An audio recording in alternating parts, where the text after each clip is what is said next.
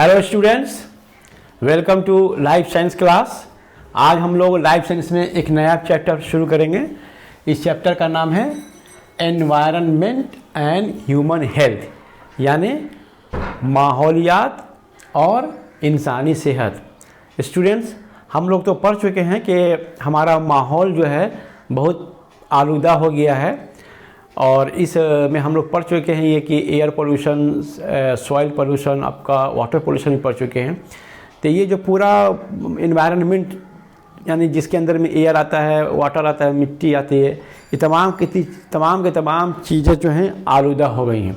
अब इस आलूदा माहौलियाती आलूदगी के वजह से जो है इसका मतलब बैड इफ़ेक्ट्स इंसान के सेहत पर पड़ रहा है।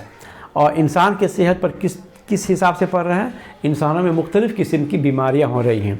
तो इन्वायरमेंटल पॉल्यूशन की वजह से इंसान जिन बीमारियों का शिकार हो रहा है उसमें 3 अहम बीमारियां हैं, जिसके नाम यहाँ देखिए लिखा गया है, एस्थमा, ब्रोंकाइटिस और कैंसर। इसमें से हम एक एक के बारे में मुख्तसर में पढ़ेंगे, सिर्फ ये जानने की कोशिश करेंगे कि ये बीमारियां दरअसल होती क्या हैं और इसके सिम्टम्स क्या हैं और इनके असबाब क्या हैं। वैसे तो मेन असबाब इन्वायरमेंटल पॉल्यूशन ही है। आइए सबसे पहले देखते हैं कि एस्थमा दरअसल इसको उर्दू में हम लोग कहते हैं दम्मा की बीमारी।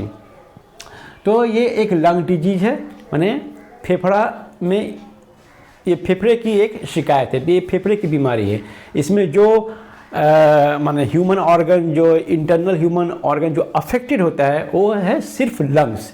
तो हमारा जो दोनों लंग्स है, राइट लंग और लेफ्ट लंग, ये दोनों ही अफेक्टेड होता है तो दम्मा की बीमारी में। इसके सिम्टम्स क्या है, कौन कौन से अलामात हैं जिससे हम समझ सकते हैं कि फ़लाँ शख्स को जो है दम्मे की बीमारी है।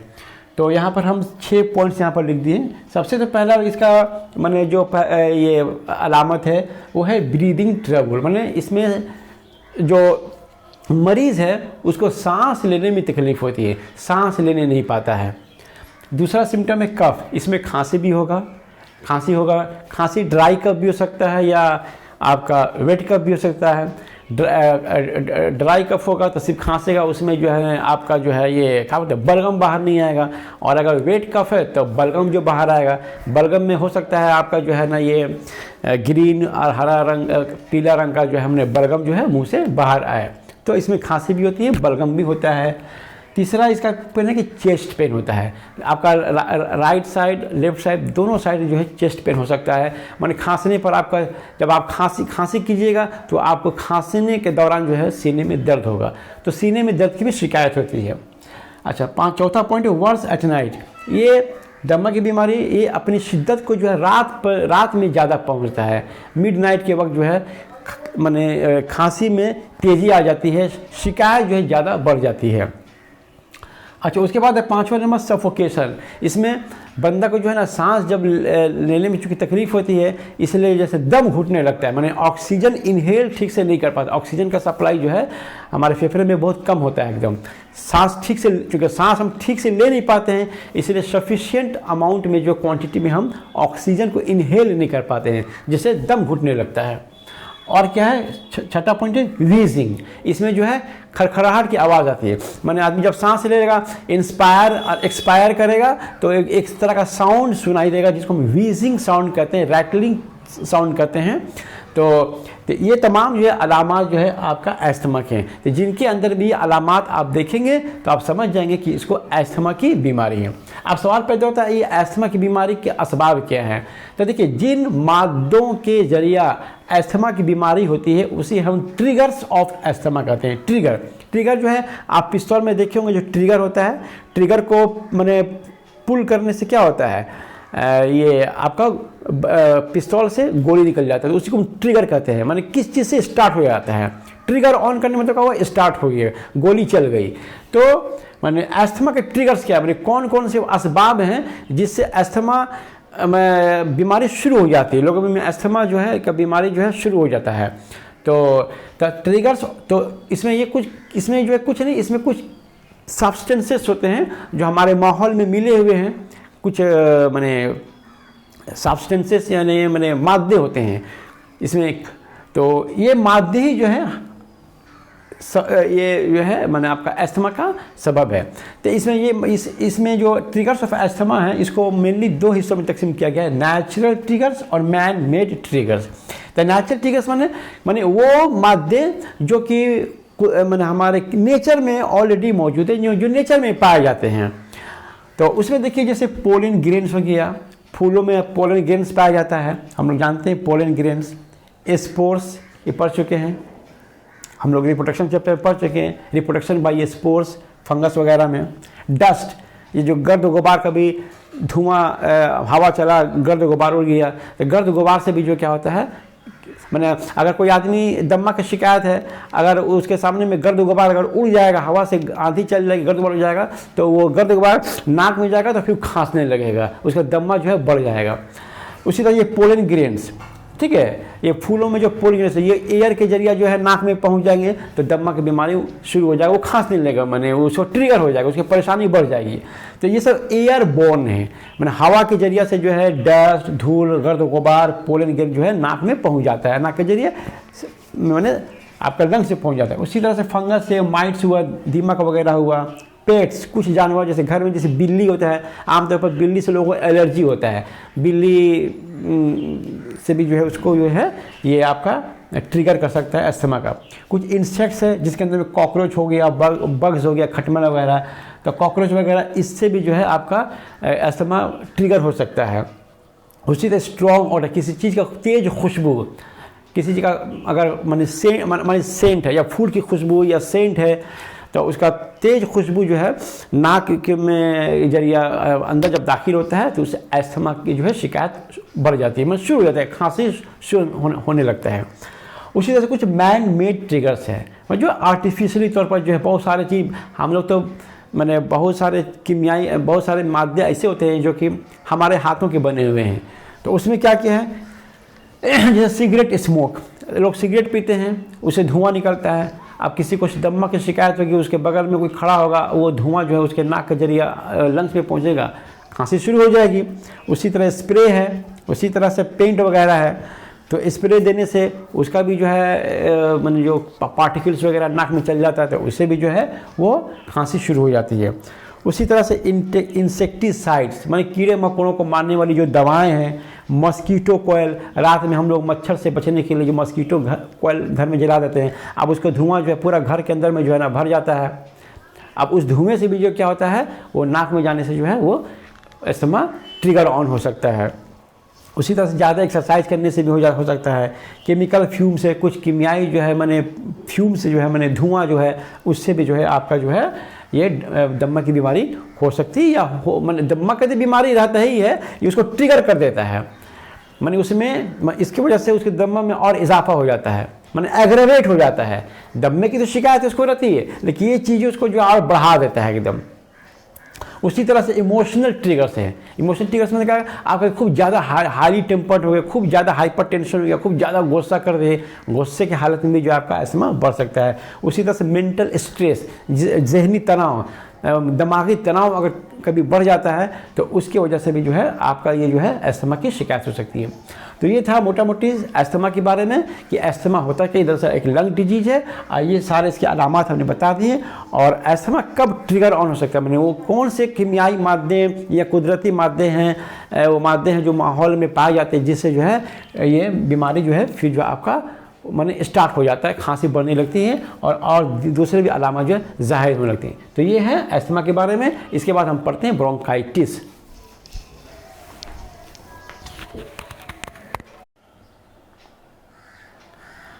अब हम लोग पढ़ते हैं ब्रोंकाइटिस के बारे में। तो ब्रोंकाइटिस समझने से पहले यहाँ पर आइए, ये लंग्स का एक रफ स्केच हमने ड्रॉ किया है। ये देखिए, ये आपका दो लंग्स है, ये आपका लेफ्ट लंग हो गया, ये आपका राइट लंग हो गया, और ये आपका ट्रैकिया है। ट्रैकिया एक ट्यूब की तरह होता है। अब यही ट्रैकिया जो है एक एंड जो है लेफ्ट लंग में इंटर कर रहा है, दूसरा एंड राइट लंग में इंटर कर रहा है। अब यही जो इसके अंदर में जो ये ट्यूब, ये ट्रैकिया का ये हिस्सा जो इसके अंदर में एंटर किया, इसको हम बोलते हैं ब्रोंकस।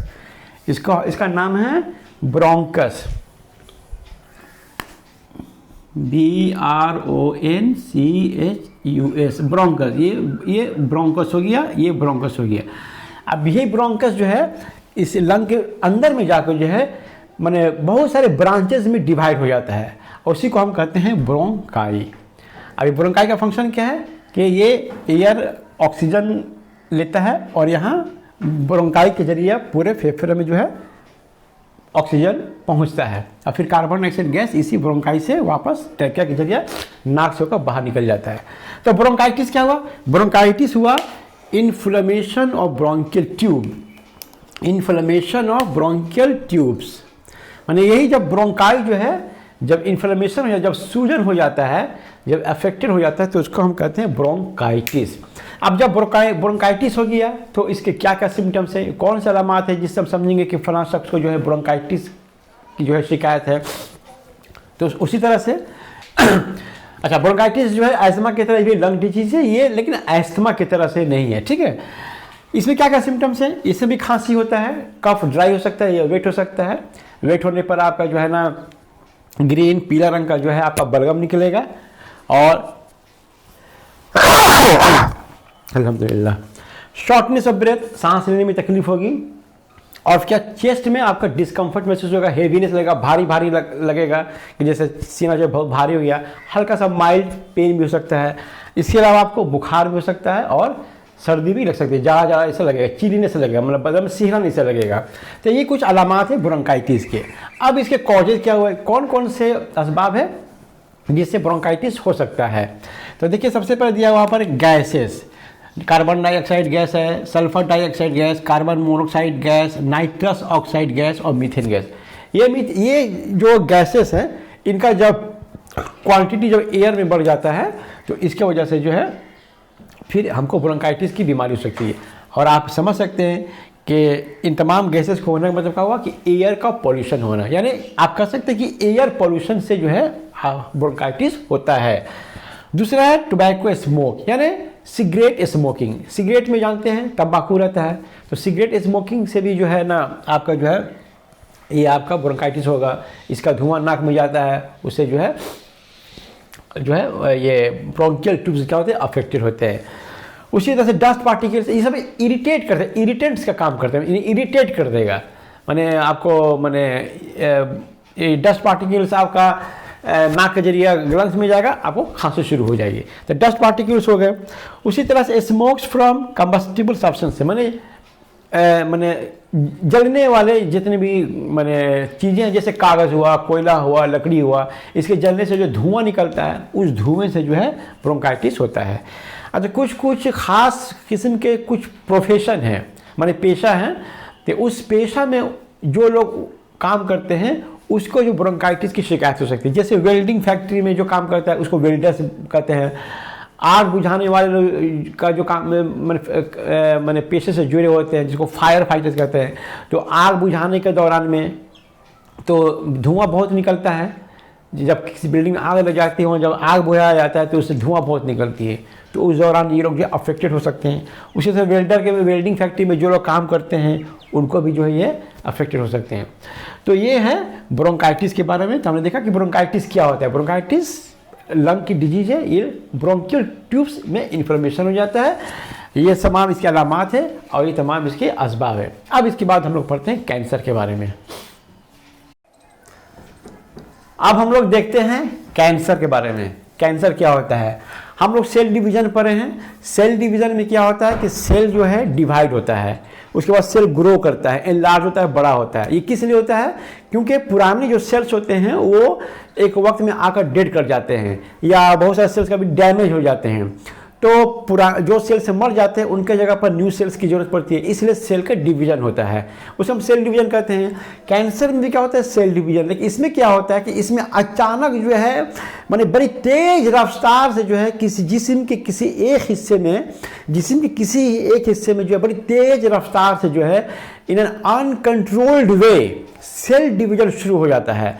अब इतनी तेज रफ्तार से सेल डिवीजन होती है, अब बहुत कसरत से सेल डिवीजन होता है कि इतने सारे सेल्स वहाँ पर उस ऑर्गन्स में बनने लगते हैं कि वहाँ पर जो एक जो है ना मैंने सेल्स का एक पहाड़ चला जाता है। जैसे फर्ज कर लीजिएगा अब एक जगह अगर आप बहुत सारे कूड़ा फेंकते रहिएगा तो क्या होगा, कुछ देर के बाद कूड़ा पहाड़ बन जाता है। उसी तरह से जिस्म के किसी एक हिस्से में अगर अचानक बड़ी तेज रफ्तार के साथ गैर मामूली तरीके से अगर जो है खुलिया का जो है ना तकसीम शुरू हो जाता है और नए नए खुलिया वहाँ बनने लगते हैं तो खुलियों का एक पहाड़ बन जाता है, उसी को हम लोग ट्यूमर कहते हैं। तो कैंसर क्या है? कैंसर वो डिजीज है कि जिसमें सेल जो है लातादाद जो है मैंने अनगिनत तादाद में जो है तेज़ रफ्तार के साथ गैर मामूली तरीके से ये बनना शुरू होते हैं और वहाँ पर एक पहाड़ ऐसा हो जाता है और जो एक ट्यूमर का शक्ल इख्तियार कर लेता है, तो उसी को हम कैंसर कहते हैं। अच्छा, कैंसर में ये जो सेल्स जो किसी एक हिस्से में जो बनते हैं वो फिर दूसरे हिस्से में भी ट्रैवल कर सकता है। जैसे फर्ज कर लीजिए अगर किसी को लंग कैंसर है, फर्ज कर लीजिए किसी को लंग कैंसर है, तो लंग कैंसर का मतलब क्या हुआ कि उसके लंग में जो है बहुत सारे सेल्स का जो है ना सडन जो है माने डिवीजन शुरू हो गया है, मल्टीप्लिकेशन हो गया है सेल्स का, जिससे वहाँ पर सेल्स जो है इतनी तादाद में बढ़ गई कि वहाँ पर एक ट्यूमर बन गया है। अब वो जो है जो ट्यूमर जो है वो अगर चाहेगा तो किसी जिस्म के किसी दूसरे हिस्से में भी पहुंच सकता है। फर्ज कर लीजिए लंग में हुआ, अब वहाँ से वो लीवर में पहुंच गया, अब लीवर में पहुंचेगा तो वहाँ भी जो है बहुत सारे सेल्स जो है वहाँ पर जो ग्रो अप करेंगे, मल्टीप्लाई करेंगे और वहाँ भी जो ट्यूमर बन जाएगा। तो कैंसर में क्या होता है कि ट्यूमर जो है इसकी पहचान होती है, लेकिन सभी ट्यूमर्स जो है कैंसर की अलामत नहीं होते। कुछ ट्यूमर ऐसे होते हैं जिसको हम अच्छा ट्यूमर कहते हैं या बिनाइन ट्यूमर कहते हैं, BENIGN, बिनाइन ट्यूमर। ये ट्यूमर ऐसे होते हैं जो जहाँ बनते हैं उसी जगह रहते हैं, वहाँ से फिर किसी दूसरे जगह किसी दूसरे बॉडी के किसी दूसरे पार्ट्स को इन्वेड नहीं करते। जैसे मान लीजिए ब्रेन ट्यूमर है, अगर ब्रेन में ट्यूमर हो गया तो वो ट्यूमर जो सिर्फ ब्रेन ही में रहेगा, वहाँ से वो ट्यूमर दूसरे जिस्म के दूसरे हिस्से में नहीं पहुँचेगा, ट्रैवल नहीं करेगा, किसी दूसरे हिस्से को मुतासिर नहीं करेगा। लेकिन कैंसर में क्या होता है, एक हिस्से में अगर ब्रेस्ट में कैंसर हो गया तो वहाँ तो खुलियों का तो माने डिवीज़न हुआ और खुलियों का जो मल्टीप्लिकेशन हुआ, वहाँ से वो ट्यूमर जो है फिर जिस्म के दूसरे हिस्से में पहुँच जाता है। इस प्रोसेस को मेटास्टेसिस कहते हैं। मेटास्टेसिस क्या होता है कि जो कैंसर सेल्स होते हैं, अच्छा इसे हम कैंसर सेल्स कहते हैं। माने कैंसर में क्या होता है, सेल्स का मल्टीप्लिकेशन होता है, इस सेल्स का नाम कैंसर सेल कहते हैं। तो कैंसर सेल जब किसी जिस्म के दूसरे दूर वाले हिस्से में जो है जाकर जो अगर पहुंच जाता है और वहां पर अगर नया ट्यूमर बनता है तो इस अमल को प्रोसेस को मेटास्टेसिस कहते हैं।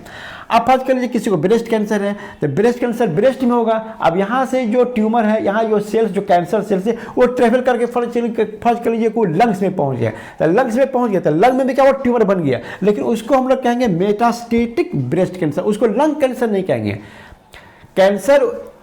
लंग कैंसर कहने का मतलब हुआ कि कैंसर का ओरिजिन लंग में हुआ है, ब्रेस्ट कैंसर कहने का मतलब हुआ कि कैंसर का ओरिजिन ब्रेस्ट है। लेकिन जब मेटास्टेसिस आ जाता है तो इसका मतलब होता है कि ओरिजिन कहीं और है और दूसरा डिस्टेंट पार्ट जो अफेक्टेड हो गया है, जैसे हम ब्रेस्ट कैंसर बोलते हैं। तो ब्रेस्ट कैंसर का मतलब क्या हुआ कि कैंसर दरअसल ब्रेस्ट में बना है, कैंसर दरअसल ब्रेस्ट में बना है। मेटास्टेटिक ब्रेस्ट कैंसर का मतलब क्या हुआ कि कैंसर जो ब्रेस्ट में जो कैंसर सेल्स है वो कैंसर सेल ब्रेस्ट से ट्रेवल करके जो है आपको लंग्स पे पहुंच गया और वहां पर ट्यूमर्स बन गया है। इस अमल को ब्रेस्ट मेटास्टेसिस कहते हैं। अच्छा, तो ये हुआ कैंसर के बारे में। अब कैंसर जिन मादों के असबाब से होता है उसे हम कार्सिनोजेंस कहते हैं, सब्सटेंसेस कॉजिंग कैंसर। वो चीज़ें, वो मादे जिससे कैंसर होता है उसे हम कार्सिनोजेंस कहते हैं। अब कार्सिनोजेंस, अच्छा एक बात आप बताएं कि एक तो हुआ बिनाइन ट्यूमर और इस तरह के ट्यूमर को कहते हैं माने कैंसर, जो कैंसरस ट्यूमर होता है, जो कैंसर में जो ट्यूमर जो बनते हैं उसको हम कहते हैं मैलिग्नेंट ट्यूमर। ठीक है, तो ट्यूमर जो है ट्यूमर होने ही से कैंसर होगा ये कोई ज़रूरी नहीं है। ट्यूमर वो अगर ट्यूमर मैलिग्नेंट ट्यूमर है, मतलब एक जगह ट्यूमर बना फिर दूसरे वो ट्यूमर दूसरे जिस्म के दूसरे पार्ट में पहुंच के वहाँ भी ट्यूमर बना दे, उसको मैलिग्नेंट ट्यूमर कहते हैं। और जो बिनाइन ट्यूमर होता है वो एक मुकाम ही पर रहता है। अच्छा, कार्सिनोजेंस तो हो गया। अब कार्सिनोजेंस में कौन कौन से वो मैंने मादे हैं जिनकी वजह से जो है आपका कैंसर होता है, तो उसमें देखिए रेडिएशन हो गया। दूसरा क्या हो गया, जैसे कि स्मोकिंग, सिगरेट, हुक्का, बीड़ी, ये सब हम लोग पीते हैं, तो स्मोकिंग से भी जो क्या होता है कैंसर होता है। स्मोकिंग से जो धुआं होता है उसमें आपको बेंजोपायरिन नाम का जो है एक केमिकल सब्सटेंस होता है जिससे लंग कैंसर होता है। उसी तरह से देखिए टोबैको चेविंग, तंबाकू सेवन, तंबाकू का इस्तेमाल करना, तो तंबाकू में क्या होता है निकोटीन मौजूद होता है, इसलिए इससे जो ओरल कैंसर यानी मुंह का कैंसर होता है। उसी तरह से रेडियो एक्टिव सब्सटेंसेस हैं खेतों में, माने पेस्ट्स को मारने के लिए या हर्ब्स को मारने के लिए जो मादे इस्तेमाल किए जाते हैं जिसको हम पेस्टिसाइड और हर्बिसाइड्स कहते हैं, तो ये भी जो है कैंसर के पैदा करने के वजह हैं। तो ये था कैंसर के बारे में। तो स्टूडेंट्स आज हम लोगों ने पढ़ा कि एनवायरनमेंट और ह्यूमन हेल्थ। तो एनवायरनमेंट और ह्यूमन हेल्थ में देखा कि ह्यूमन एनवायरनमेंट के आलूदगी की वजह से किस तरह से जो है बीमारियां जो है जन्म लेती हैं और उन बीमारियों का जो है इंसान के सेहत के ऊपर कैसा बुरा असर पड़ता है। तो हमने देखा अस्थमा, ब्रोंकाइटिस और कैंसर के बारे में। तो स्टूडेंट्स आपको आज आपने जो बीमारियों के बारे में जाना, पहचाना, तो इसके अलामत को जाना, इसके कॉजेज को जाना, तो ये सिर्फ इम्तिहान में लिखने के लिए और नंबर पाने के लिए नहीं, बल्कि इसको आप जब जान लेते हैं तो जान लेने के बाद आप अपने भी जान की हिफाजत कीजिए, अपने घर वालों को भी जान की हिफाजत करवाइए और जहाँ तक हो सके तो समाज के लोगों को भी जो है इसको मैंने अवेकन करवाइए इनसे कि इन सब चीज़ों से बचिए ताकि उनके भी सेहत और जान महफूज रहे। तो ये था आज के बारे में ये लेसन। हम उम्मीद करते हैं आपको समझ में आया होगा। Thank you very much.